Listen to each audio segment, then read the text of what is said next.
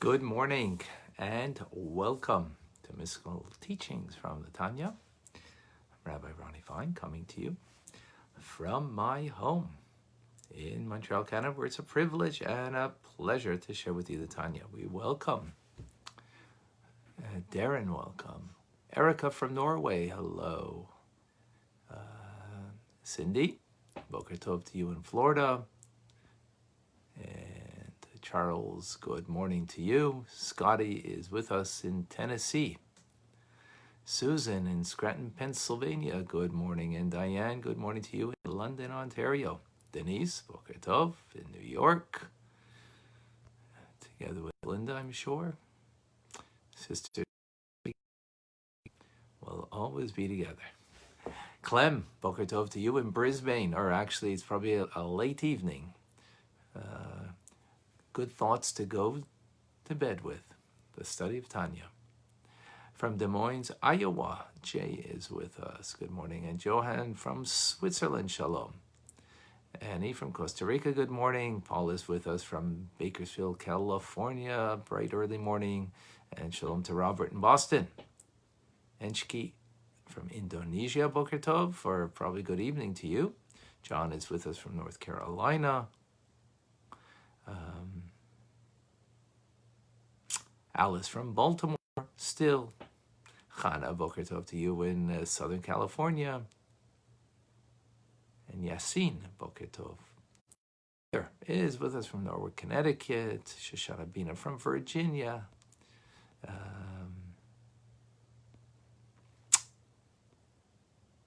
Yassine from Morocco, joining.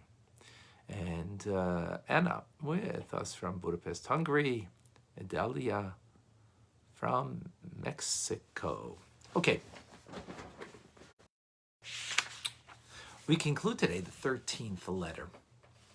This letter is discussing the fact that our souls are rooted in the divine order of things, either in the right side of the divine or the left side of the divine. The right side is chesed, loving kindness, or better yet, it expresses itself with expansiveness. Let's think about that for a moment. Loving kindness is really about an expansiveness. It's about including others. It's making your world, opening it up, and being able to incorporate and have others included in that world. Now, that's not the only kind of attribute there is, because that's like the attribute of yes. But then there is the left side, gvura, strength. Strength is to know or to have the capability of saying no, whether it's no to yourself, whether it's no to someone else, like your child. You can't have the ice cream before dinner. Expansiveness would say, it's indiscriminate giving. That's the concept. And that's not always good. We need both attributes, as we said. However, we are rooted in the divine, in our soul, with one. To be truly a servant of the divine means that you incorporate that which is not your nature to be also part and parcel of your daily routine, your daily service. Now, one is going to be more the revealed part. So for those on the right, it'll be more of an expansive nature. They're just out there in their Torah mitzvahs, very open. And then there will be those who are on the left, not any less of importance or value. Because to walk covertly and modestly with God is, for sure, a great value. To be able to have strength, inner strength, to create proper boundaries is crucially important. There, as the Alter Rebbe says, every one of our attributes, there's a time and a place for it. When we mix them up, we have a lost soul, a mixed up soul. So when we're supposed to be kind and we're being judgmental, as I've mentioned, like being a host, you're a host and people are at your table and you're serving something that might be a little fatty, and you say to the person's a little overweight, well, no, that's not for you. You got to what, you're being judgmental in the wrong place. But not to be judgmental as a parent before dinner, and your 7-year-old wants to have an ice cream now because you're going to be indiscriminately kind, is also a wrong place. That's a fablunjan and neshama ala soul. So both are correct. We are by nature one more than the other. To be divine means that we incorporate the other. So we gave example yesterday of Beis Hillel and Beis Shammai, that they were rooted in their souls. Shammai from the left, Hillel from the right, and therefore they perceived Torah, divine teachings, differently. And both are correct. Now it comes to law, we can only fulfill one. So the law primarily is like Hillel. But that's a different discussion. That's not the point. But what the point was that on several occasions, Shammai will be more lenient as ruling with the right, even though they're naturally more the left. And Hillel likewise will be more stringent in ruling like the left, the no, right, rather than the yes, in many occasions. Why? Because they are holy people who incorporate in the divine the opposite attribute. Chesed and Gvura. We see this more specifically in action, in living with Avraham. He is the embodiment of loving kindness. Yet, when it came to sacrificing his son, his only son, Yitzchak, Isaac, that he loved, he did it with great devotion. No less devotion than his act of loving kindness, as we learn in that Torah portion. And then God says, now I know that you're truly a servant of God, and you're truly God-fearing. That you didn't do things just out of your natural instinct of the soul, but you're able to incorporate the opposite when necessary. So one will be more on the front burner, one will be more the back burner, one will be more the natural expression, the other one will be always there, ready to be used whenever necessary. And with this now is the meaning of what King David says in Psalms. In Psalms, King David said, Ma rav tuvcha shenesata l'reyecha, hashetzefanta. How abundant is your goodness, which you have hidden away for those who fear you. So, those who fear you are the ones of the left, because strength, the capability of saying no, is the fear/awe of God. And that is the quality of the left side of Kvura. So the verse says, how abundant is your goodness. So there's two things over here. One is, this is a statement about the soul. The soul that's derived from the left, Gvura, again, because it's speaking about the state of concealment of the left. State of conceal. What's concealed? One's goodness, one's kindness. It is more of a concealed state because you walk covertly with God, more modest, not in an expensive manner. Yeah, as we mentioned about Beit Shammai, right? That's in the reference those who fear you, again, of the left side. Yet the goodness that's in your soul, meaning of the right side, of the kindness that's in your soul, although it is hidden, but it is there nonetheless in an abundant fashion. In the back burner, ready to be used whenever necessary, whenever it's called for. So the verse is telling us that those who are, again, of a natural state of their soul, created from the left, more dominant power, gvura aspect of the divine, that doesn't mean their loving kindness is not an infinite power that they have in their soul, that when needed, it is readily, abundantly available. And this is what it means. Goodness is, that way, is abundant. The soul has an abundance of it because God has given to that soul the capability of being abundant. And of course, we're talking about someone who is truly serving God. It is there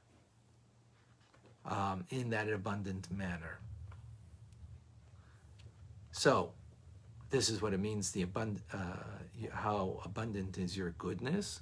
In other words, your goodness means because our soul is rooted in the divine, even for those who are in the fear of God, again, the left, the goodness, the right side, that power of loving kindness is truly abundant.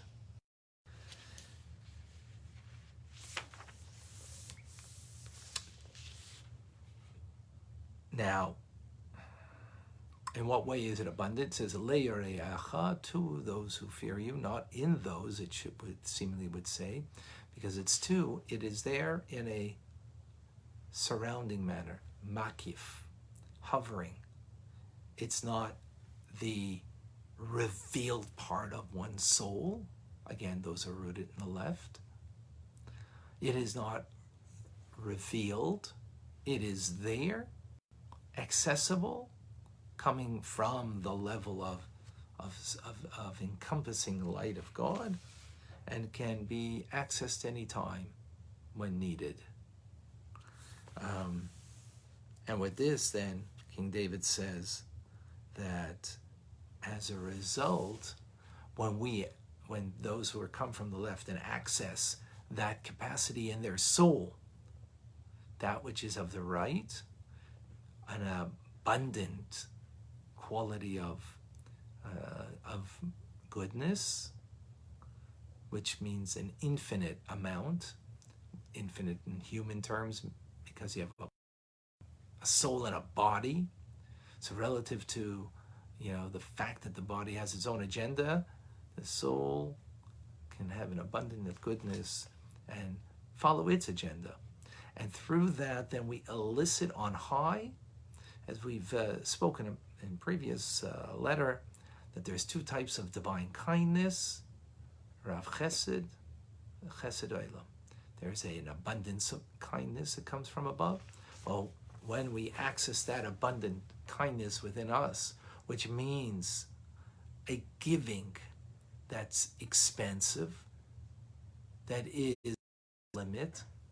And we've explained that when it came to charity in the past, we've explained that to mean not giving just in your comfort zone, but giving comfort zone, giving not what is deemed, sufficient for you to feel good, but to give what is needed for the recipient. What do they need? And you give them. Now, of course, this means in physical act of giving charity, but it also means in the act of loving kindness.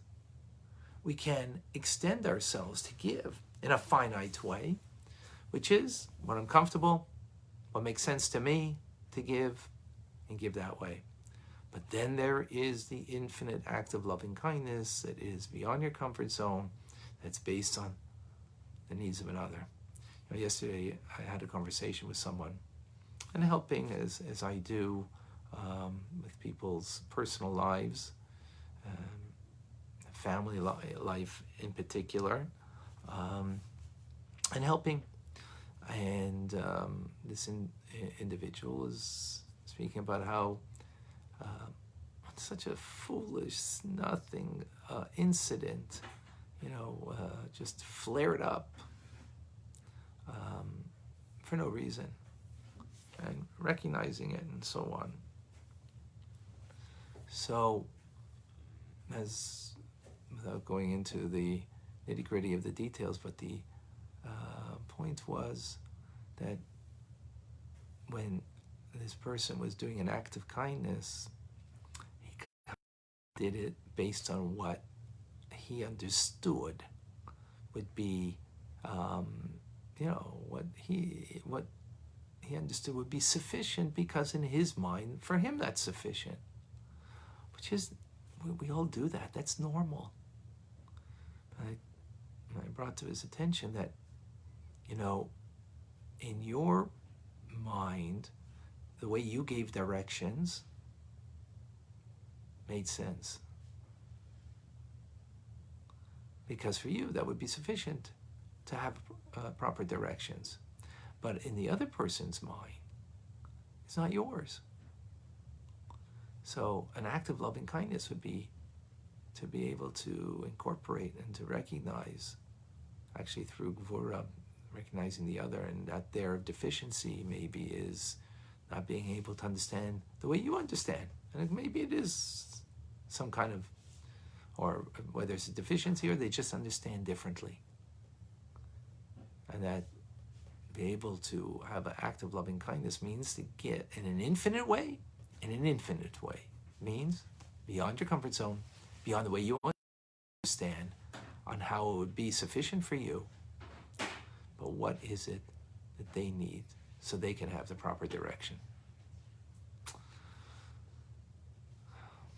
Tanya comes in use all the time. And therefore, when we act in such a way, then we elicit from on high, Rav Chesed, an abundant Chesed of God, which is the counterpart of our act of loving kindness that's abundant, that we access.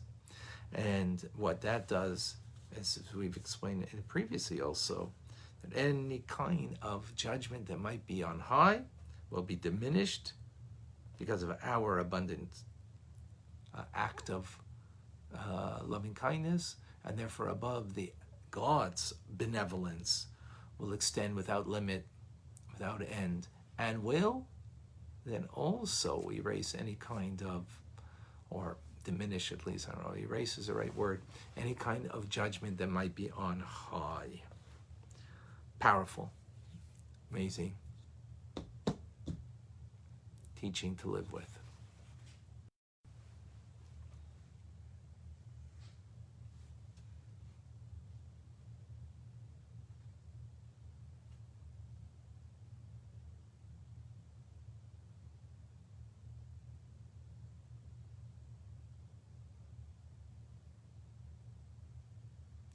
Chana has raised 7 children. I ran a tight ship without realizing it was my children that taught me self-discipline and are successful today because it gave them a work ethic. There was a balance of loving kindness and discipline. Amen. Yes, important of Tanya. Hashem put it into your soul, Chana, but you had to work it, because you are only one dimension. The other dimension in a revealed way, and the hidden dimension needs to be worked on in order that it should be realized.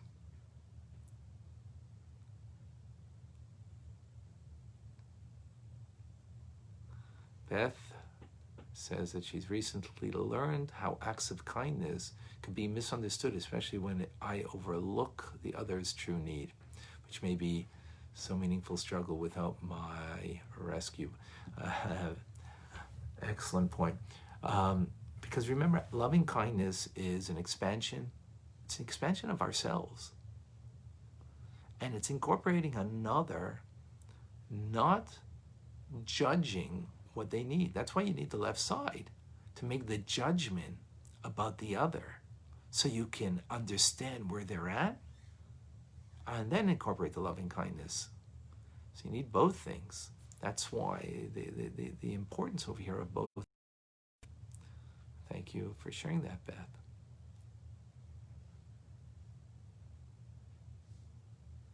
All right, Shoshana Bina, thank you for your sharing.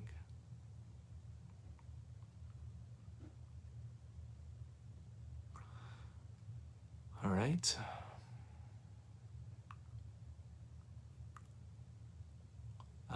Kimiko is always wondering why the exceptions were made regards with leniency and stringency. Yeah. Okay. Wonderful.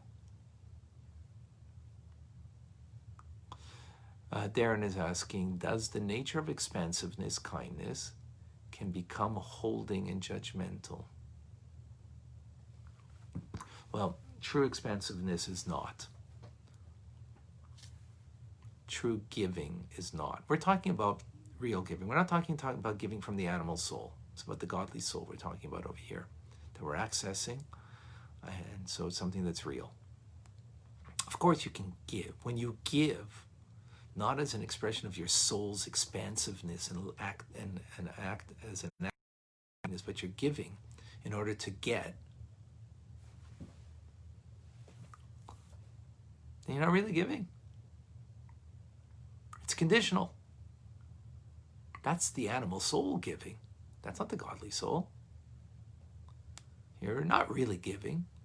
You're only giving because you have it's qualified over here because you have at least an expectation of getting something from this. Not at all what we're talking about. But thank you for bringing that up, Darren, because that's very important to make that clear to all of us. We're talking about giving from the godly soul, not from the animal soul. The animal soul is only giving in order to get, because the animal soul is all self-directed, self-indulgent. That doesn't mean it doesn't do active loving kindness. And the act could be giving, being charitable just to feel good, not to feel guilty, right? But that's all animal soul. We're not talking about that at all over here. Here we're talking about something that is based on the godly soul, and therefore makes it a little more challenging and difficult to actually access this truth that we're learning here. Very challenging and very difficult. We may not be doing this on a daily basis, be quite frank, because we are motivated by self, by what I get from this. And that doesn't mean it's bad, because the animal soul, as we learned, a Jewish animal soul, it's got good in it. Because it comes from klipa. So klipa is a shell, but there's good and bad. So there's a good element. But yet it's still self-directed. It's still about me. Quite honest, I'm not talking for you. I can talk for myself. That sometimes the act of loving kindness, is coming from the animal soul. Quite often. In other words, doing this, you don't want to rock the boat. You want to be perceived in a certain way. You want to feel okay with yourself. It's all kindness is coming from the animal soul.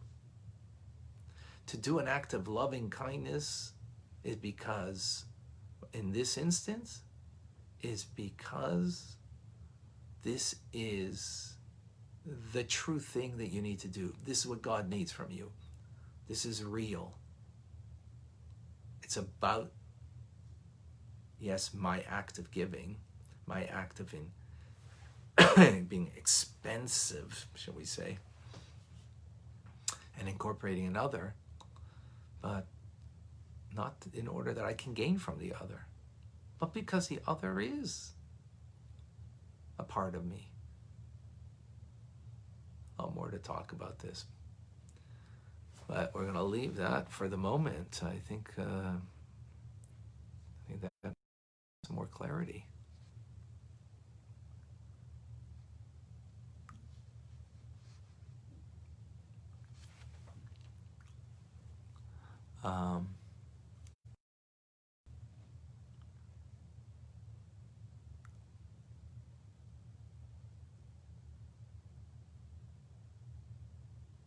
Yeah, thank you, Glenn, for sharing that.